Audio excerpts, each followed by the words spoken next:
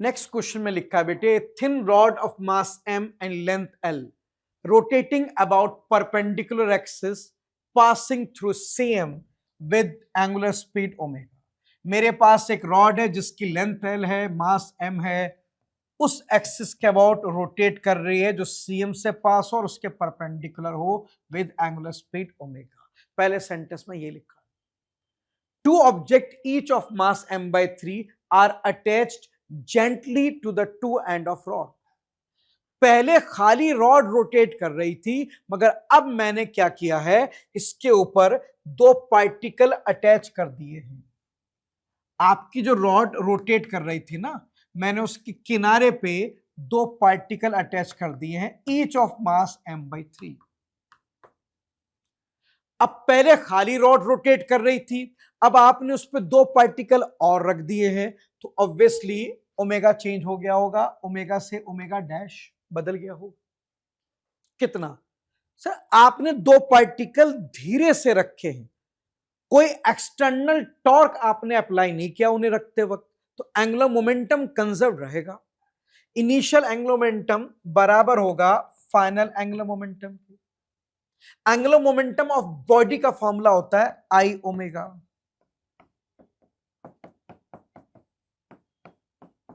कुछ लोग कहते हैं सर एमवीआर परपेंडिकुलर नहीं लगा सकते, वो पॉइंट मास के लिए लगता है। ये तो एक पूरा सिस्टम है ना, जब बड़ा सिस्टम हो तो एंगुलर मोमेंटम का फॉर्मूला आई ओमेगा लगता है इन प्योर रोटेशन। इनिशियली खाली रॉड थी जिसका मोमेंट ऑफ इनर्शिया ml²/12 था। अब फाइनली रॉड के साथ दो पॉइंट मास भी हैं, तो मोमेंट ऑफ इनर्शिया आपको रॉड का भी लेना होगा ml²/12 प्लस इन पॉइंट मास का भी तो लेना होगा। पॉइंट मास का आई होता है मास इंटू डिस्टेंस का स्क्वायर, मास m/3 है और इनका जो डिस्टेंस होगा एक्सिस से ये होगा l/2। रॉड का मोमेंट ऑफ इनर्शिया ml²/12 होता है, पार्टिकल का होता है मास इंटू डिस्टेंस का स्क्वायर, और पार्टिकल एक नहीं दो है तो इंटू 2 कर देना।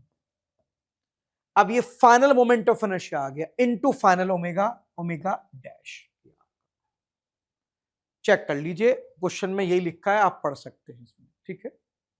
अब सॉल्व कैसे करेंगे भाई? लेफ्ट हैंड साइड का जो टर्म है वो तो पहले से क्लियर है, ml² ओमेगा/12। राइट हैंड साइड पे ऐड करना है। देखो ये आएगा ml², ये 3 है, ये 4 है, 3 इंटू 4 12, ठीक है। तो ये आ जाएगा आपका, ऊपर 2 भी है, 2 ml²/12। 2 ml²/12 में जब एक ml²/12 और होड होगा तो ये हो जाएगा 3 ml²/12 into omega dash. ml²/12 दोनों साइड से कैंसिल होगा, 3 इधर चला जाएगा, तो फाइनल ओमेगा आएगा ओमेगा/3। तो पहले वो सिस्टम ओमेगा से रोटेट कर रहा था, अब वो रोटेट करेगा ओमेगा/3 से। मैंने सिंपली एंगुलर मोमेंटम कंसेप्ट किया और कुछ नहीं किया। अब ऑप्शन देख लेते हैं बेटा, ऑप्शन में क्या आएगा हमारा? आंसर आएगा option A. Check, small object of uniform density roll up on curve surface with initial velocity v। हमारे पास एक स्मॉल ऑब्जेक्ट है, ठीक है, रोल कर रहा है, यानी कि लीनियर वेलोसिटी भी है और ओमेगा भी है। कितना? सर खाली रोल लिखा है तो उसका मतलब प्योर रोलिंग होता है, और प्योर रोलिंग में ओमेगा v/r के बराबर होता है। तो आपके पास क्या, एक छोटा ऑब्जेक्ट है जो रोल कर रहा है, किसके ऊपर? एक कर्व सरफेस के ऊपर। It reach up to maximum height 3v²/2, और ये रोल करते करते मैक्सिमम हाइट कहां तक पहुंचेगा? 3v²/4g तक। मैक्सिमम हाइट कब आती है? सब मैक्सिमम हाइट तब आएगी जब ये रोल करना बंद कर देगा, यानी कि इसकी वेलोसिटी क्या हो जाएगी? 0। जब इसकी वेलोसिटी भी 0 हो जाए, इसका ओमेगा भी 0 हो जाए, तो ये चलना बंद कर देगा, और जब ये चलना बंद कर देगा तो ये और ऊपर नहीं जाएगा, तो वही हाइट क्या कहलाएगी? इसकी मैक्सिमम हाइट, ठीक है। क्या चाहिए? द ऑब्जेक्ट इज, ऑब्जेक्ट का नाम पूछ रहा है ये कौन सा ऑब्जेक्ट है? क्या ये डिस्क है, या ये रिंग है, या ये सॉलिड स्फीयर है, या ये हॉलो स्फीयर है? ये कौन सा ऑब्जेक्ट है?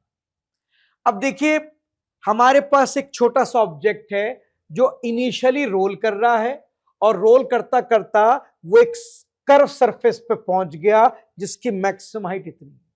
आपको पता है प्योर रोलिंग में एनर्जी कंजर्व रहती है, तो as per conservation of energy loss in kinetic energy बराबर होगा gain in potential energy.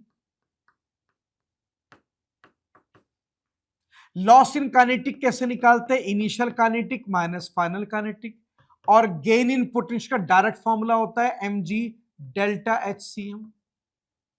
Gain in potential का डायरेक्ट फॉर्मूला होता है बेटे mg डेल्टा HCM। डेल्टा का मतलब change, change in height of CM। जो बॉडी का CM है उसकी हाइट में कितना चेंज आया, ठीक है। इनिशियल काइनेटिक क्या है? देखिए आपकी बॉडी इनिशियली रोल कर रही है और रोलिंग में काइनेटिक का फॉर्मूला होता है हाफ m VCM स्क्वायर plus half ICM omega square. Rolling में काइनेटिक एनर्जी का फॉर्मूला होता है हाफ m VCM स्क्वायर plus half ICM omega square. Final kinetic zero होगी क्योंकि फाइनली आप देख सकते हैं बॉडी रुक जाएगी, equal to mg delta h। नीचे से ऊपर तक हाइट में कितना चेंज आया है? दिया है 3v स्क्वायर बाई 4g। ये इस तरह से चेक कर लीजिए। अब ये टर्म उधर ट्रांसफर कर देते हैं बेटा, हाफ आई ओमेगा दिया है v by R. Right hand side पे जो टर्म आया था वो कितना आया था बेटे? 3mv स्क्वायर बाई 4, और उसमें से हाफ mv स्क्वायर मुझे माइनस करना। आप चेक कर लीजिए बेटा, आप देख सकते हैं g से g कैंसल हो जाएगा। राइट साइड पे जो टर्म है 3/4 m square, half mv square उसमें से माइनस करना है, ये मिलेगा आपको, ठीक है। Half I v square by R square equal to, दोनों को माइनस करेंगे तो यह आएगा mv स्क्वायर बाई 4। यहां से i निकाल लीजिए बेटा, i आ गया mr स्क्वायर बाई 2। अब आप बताओ moment of inertia about CM mr square by 2 किसका होता है? इनमें से देखो, डिस्क का ICM mr स्क्वायर बाई 2 होता है, हमारा भी वही आ रहा, तो डिस्क तो सही है। रिंग का ICM mr स्क्वायर है, हमारा आ रहा है mr स्क्वायर बाई 2, रिंग तो नहीं हो सकती। सॉलिड स्फीयर का ICM 2/5 mr स्क्वायर होता है, हमारा आ रहा है mr स्क्वायर बाई 2, तो सॉलिड स्फीयर भी नहीं होगा। हॉलोस्फीयर का ICM 2/3 mr स्क्वायर होता है और हमारा आ रहा है mr स्क्वायर बाई 2।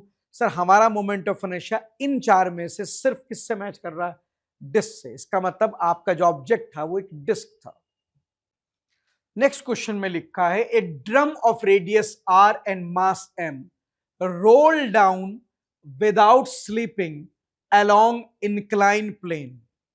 हमारे पास एक इंक्लाइन प्लेन है एंगल थीटा का, यहां एक ड्रम है जो रोल कर रहा है, उसके पास लीनियर वेलोसिटी भी है v और उसके पास एंगुलर वेलोसिटी भी है। और आपको पता है रोल विदाउट स्लीपिंग का मतलब प्योर रोलिंग से होता है, और प्योर रोलिंग में ओमेगा कितना होता है? v बाई आर होता है। तो हमारे पास एक ड्रम है जो इंक्लाइन प्लेन पे रोल कर रहा है विद वेलोसिटी लेटेस्ट से v with omega v by R. Roll without slipping का मतलब प्योर रोलिंग से होता है।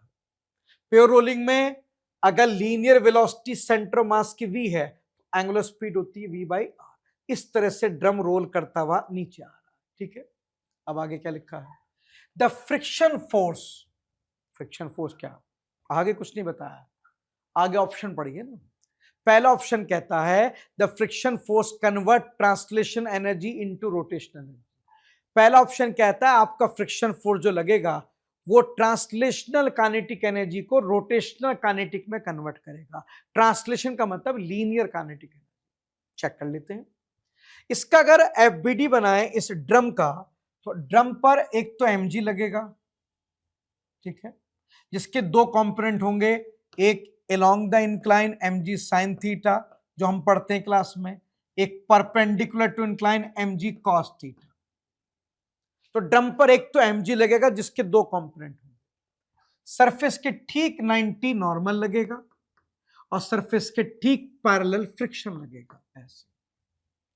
इस कैप बीडी में और कोई फोर्स तो है नहीं, आपका ड्रम नीचे की तरफ मूव कर रहा है और फ्रिक्शन ऊपर लग रहा है।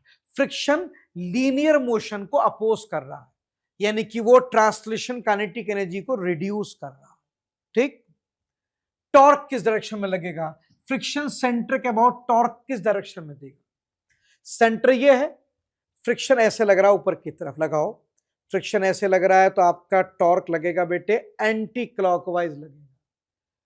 आपका फ्रिक्शन V के अपोजिट है तो V को तो कम करेगा, मगर आपका फ्रिक्शन जो टॉर्क पैदा करेगा वो एंटी क्लॉकवाइज करेगा, और आपका ओमेगा भी एंटी क्लॉकवाइज है, आपका ओमेगा एंटी क्लॉकवाइज है, और फ्रिक्शन जो टॉर्क पैदा करेगा वो भी एंटी क्लॉकवाइज है, तो आपका फ्रिक्शन का टॉर्क ओमेगा के फेवर में है। ओमेगा भी एंटी क्लॉकवाइज है, फ्रिक्शन टॉर्क भी एंटी क्लॉकवाइज दे रहा है, तो फ्रिक्शन V के अपोजिट है, V को कम करेगा, मगर फ्रिक्शन का टॉर्क ओमेगा के फेवर में ओमेगा को बढ़ाएगा। तो आपका फ्रिक्शन V को कम कर रहा है, ओमेगा बढ़ा रहा है, यानी कि वो लीनियर काइनेटिक एनर्जी को कम करके रोटेशनल काइनेटिक एनर्जी बढ़ा रहा है। इन शॉर्ट, वो लीनियर काइनेटिक एनर्जी को कन्वर्ट कर रहा है किसमें, रोटेशनल काइनेटिक एनर्जी में। तो पहला ऑप्शन बिल्कुल सही है, फ्रिक्शन लीनियर काइनेटिक एनर्जी को रोटेशनल काइनेटिक एनर्जी में कन्वर्ट करेगा। A point P consider at contact point of wheel on ground which rolls on ground without slipping। देखिए हमारे पास एक व्हील है ये, और इसका जो पॉइंट ऑफ कांटेक्ट है P, वो ये, आपका व्हील रोल कर रहा है, रोल विदाउट स्लिपिंग, यानी कि प्योर रोलिंग कर रहा है। ठीक है, a point P consider at contact point of wheel on ground which roll on ground without slipping। हमारे पास एक व्हील है जिसका पॉइंट ऑफ कांटेक्ट P है, और वो व्हील क्या कर रहा है, प्योर रोलिंग कर रहा है। आगे, the value of displacement of P when wheel complete half rotation.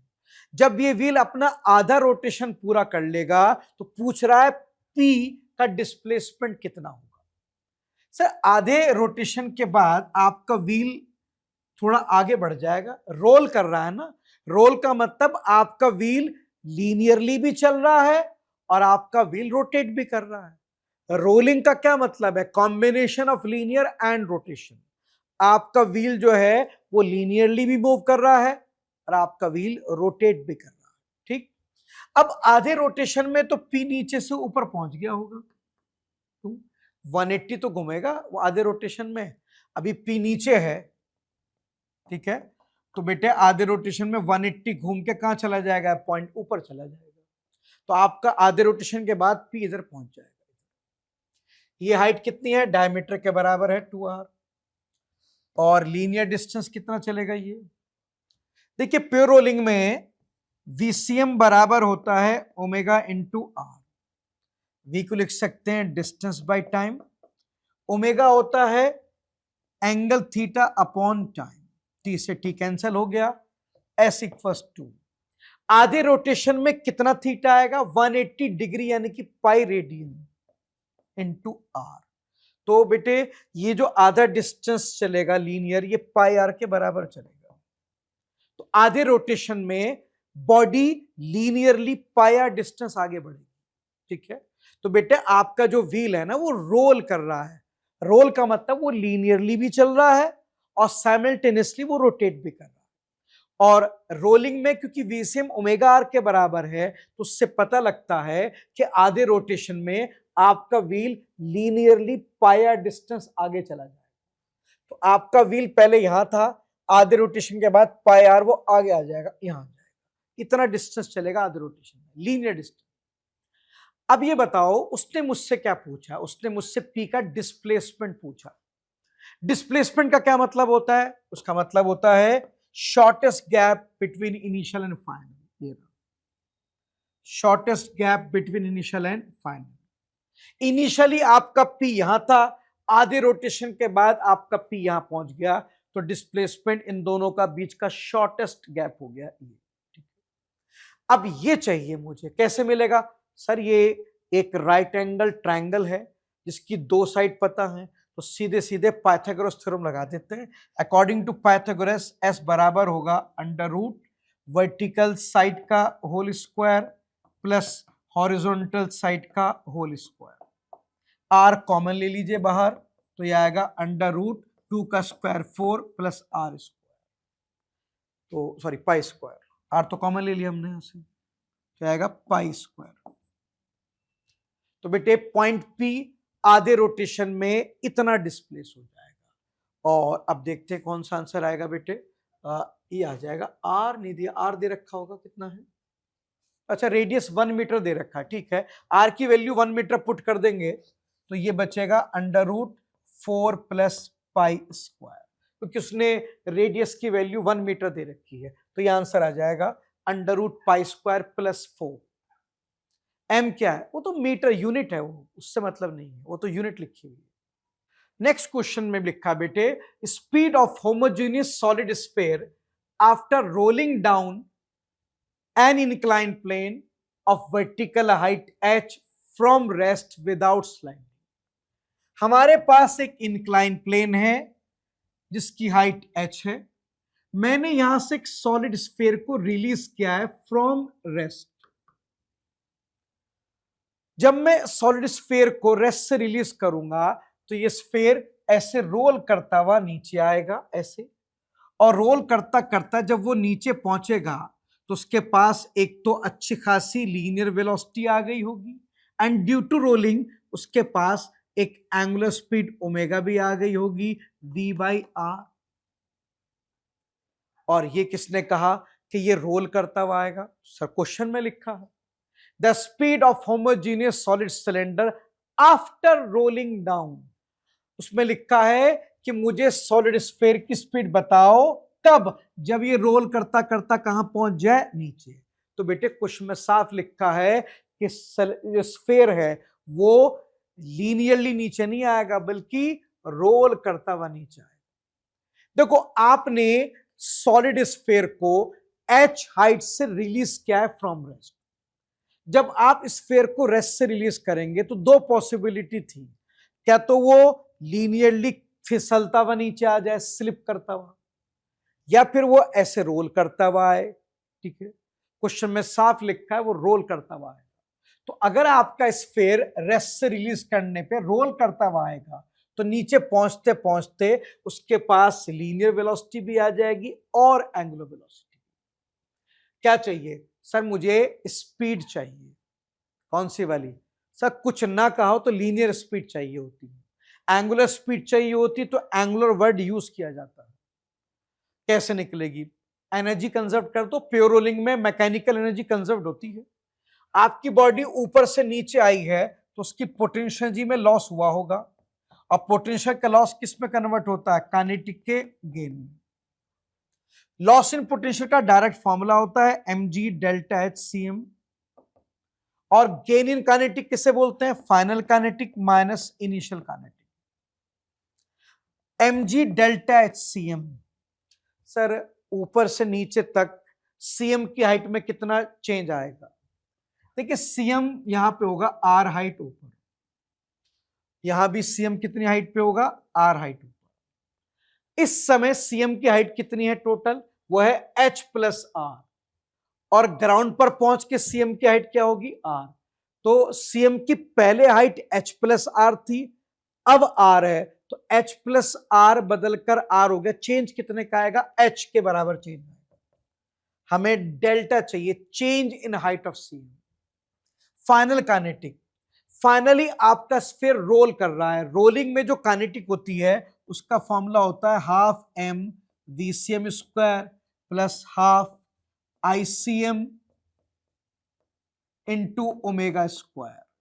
ये रोलिंग की काइनेटिक एनर्जी का फॉर्मूला होता है, हाफ m vcm स्क्वायर plus half ICM omega square. ये फाइनल काइनेटिक है जब वो जमीन पे पहुंचेगा, माइनस इनिशियल काइनेटिक का, इनिशियल तो वो रेस्ट पे थी, 0। अभी लेफ्ट हैंड साइड का जो टर्म है वो तो mgh आ गया बेटे, राइट हैंड साइड पे ये 2 से 2 कैंसिल हो गया बेटे, हाफ प्लस 1/5 ऐड करोगे तो 7/10 mv स्क्वायर आएगा। तो बेटा यहां से v कितना आ गया, √10GH/7। तो आपका स्फेयर जब रेस्ट से रिलीज करेंगे और वो रोल करता हुआ नीचे पहुंचेगा तो एट द बॉटम उसकी लीनियर स्पीड इतनी हो जाएगी। तो कौन सा आंसर आ जाएगा बेटे, ये आंसर आ जाएगा। नेक्स्ट क्वेश्चन में लिखा है disc of radius 2 metre and mass 100 kg roll on horizontal surface. हमारे पास एक डिस्क है जिसका मास पता है, रेडियस पता है, और ये रोल कर रही है। रोल का मतलब इसके पास लीनियर वेलोसिटी भी और इसके पास एंगुलर वेलोसिटी भी है। कितनी?